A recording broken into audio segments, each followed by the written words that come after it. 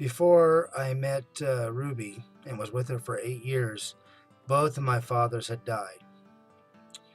Um, the first one to go was my adopted dad, and he only met one of my kids. He met Andrew, and that's it. He never met Carrie, when she died because we lived in Missouri and he lived in Kansas, so he wasn't up there. He didn't have a vehicle, so he never got to see my daughter before she died.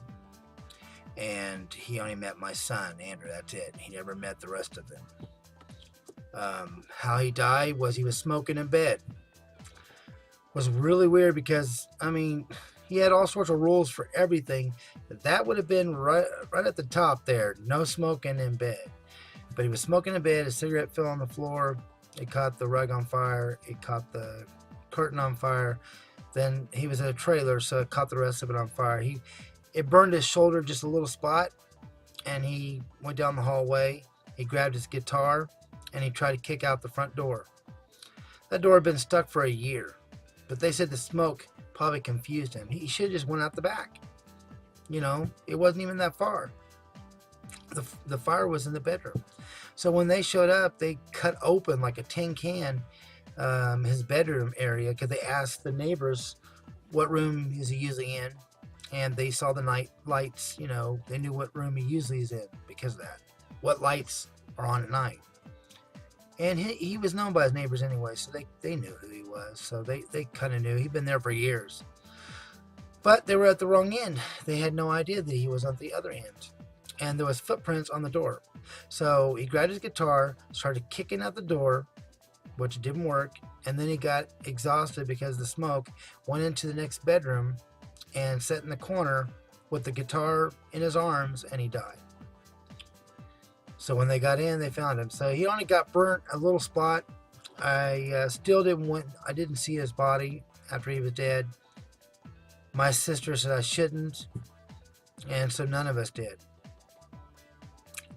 Really sucks because for like a few years I had dreams that he was still alive and that he was really, hiding for whatever reasons. He was in the Masons for many years. He was even the master of the lodge, and I got this weird idea that what if they killed him because he was starting to talk about what was going on in the organization.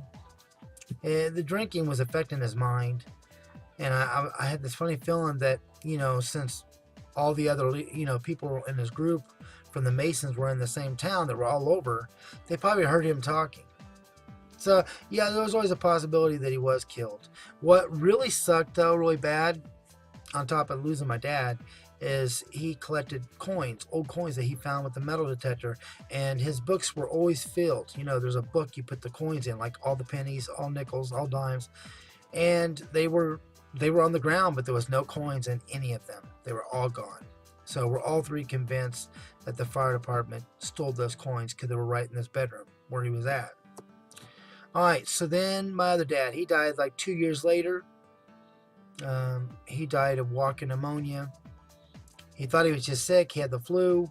He went to go get a beer because remember, he's an alcoholic. So he went to go get a beer, decided he had to go pee, went into the bathroom, and he collapsed. When the police came and brought me the note saying that he was dead and had a telephone number, I said, I know, like that, because I thought they were talking about the other, because I didn't really talk about him in this town much. My family, yeah, friends, yeah, but nobody else. So I didn't notice it. And then when I looked, I saw the name. Then I said, oh my God, are you kidding me? So then I called, and yeah, that's what happened. He died. So I only got to know him about 5 months. Probably 5 months altogether. When I went to go live with them in Longview, Texas, and then when my baby died, see, he came down to Missouri to live with us, and that really sucked because he lost his job, he lost his vehicle, and I told him I would pawn something so he could have the money to get an apartment down below. It was $100 for a deposit, so I did that, and when I came back home, he was gone. He had actually hitchhiked back to Texas with his wife. They both came down, and they experienced that, me losing the baby, because of the brain tumor. And maybe I was a part of the reason why he left. He didn't even say goodbye. He was the kind of person that didn't want to take from anybody, It sucked because I could have got to know him much longer if he had stayed. The other dad that I knew for years, because he was married to my mom, and he adopted me. But plus, later on, when I got out of the mental institute, I went to go live with him twice. I'm very thankful that he did that because I had no other place to go. But anyway, that's how I lost both of them.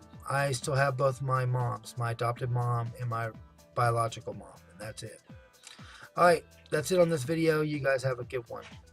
And it's just me keeping it real. Bye.